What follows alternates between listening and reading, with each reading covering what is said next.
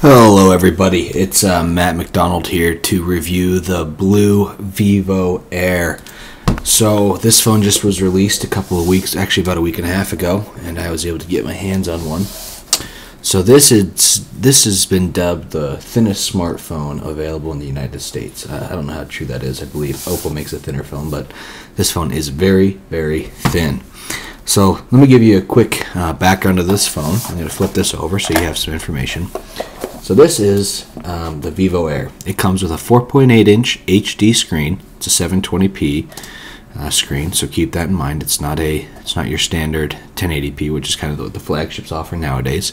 Has an 8-core octa-core processor, and this is actually the true octa-core processor.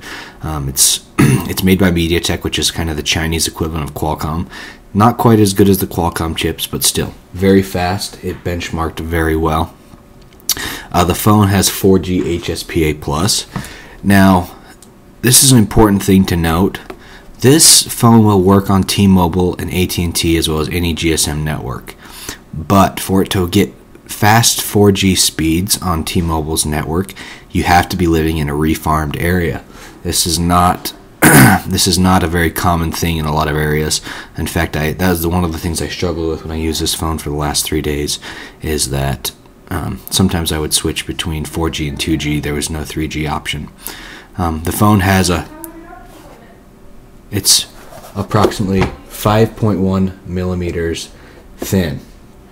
Now, what exactly does that mean? Well, I'm going to put this up next to a CD so you can kind of get a good comparison of exactly how thin it is. So a CD, it's about 4 CDs thick, maybe 4.5. So that's 5 millimeters. Now, how thin is that? Well, it's so thin that you can barely see the headphone jack. I don't know if you can see that or not, but that basically the headphone jack goes basically edge to edge. This phone has 16 gigs of storage. It's separated into 2 partitions. Has an 8 megapixel rear shooter and a 5 megapixel front shooting camera. Has 1 gig of RAM. Runs on Android 4.4 KitKat, and overall, it's a good phone. Now, let me go and show you kind of how the phone runs. So the phone runs a custom skin made by Blu. Now, I don't love it. I am actually running the Google Now launcher, but you know, the Google Now launcher makes a huge difference.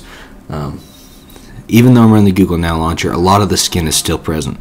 So the drop-down menu. So the settings have all these quick settings. I don't find it as a very intuitive menu.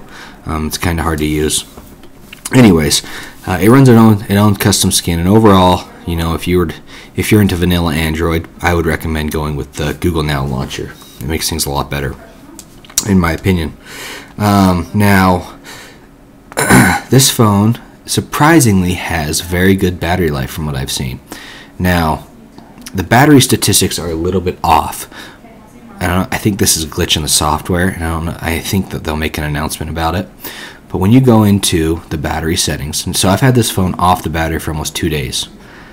When you go into the battery settings, so it has been 1 day, 6 hours on battery.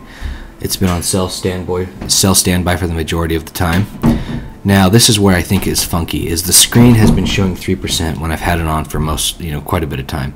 I have it on for an hour and a half, and it's been sitting overnight and in standby for a very long time. It only shows it as using 3% of the battery. I think that's a mistake. It says that the cell standby, phone idle, and wireless local area network are what's consuming the battery. I don't think that's accurate. Anyways, that's beside the point. Overall, I think this is a good phone. The only downfall is that it won't, it's the band issue. I think it's really annoying that you can't get 3G on T-Mobile. You either get the 1900 megahertz 4G, which only occurs in refarmed areas, or you get 2G edge speeds, which is kind of annoying. Overall, the phone is very snappy. I haven't had any problems with it. The storage is kind of funky because I've separated it into 2 partitions.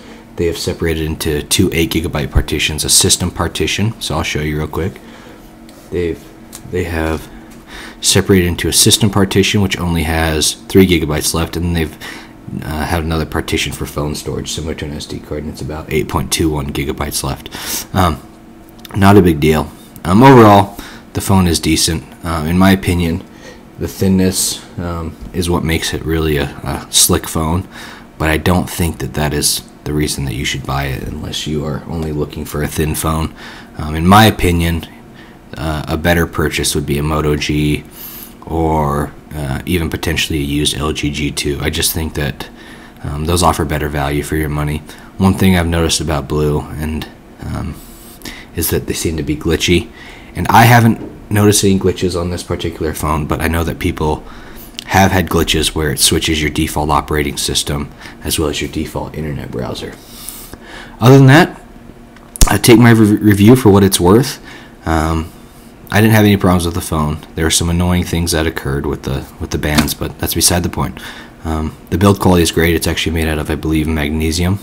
So this is actually a metal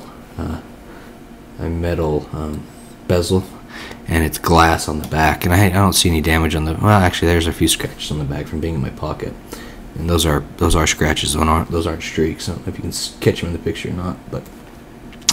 And that's the 16 gigabyte version.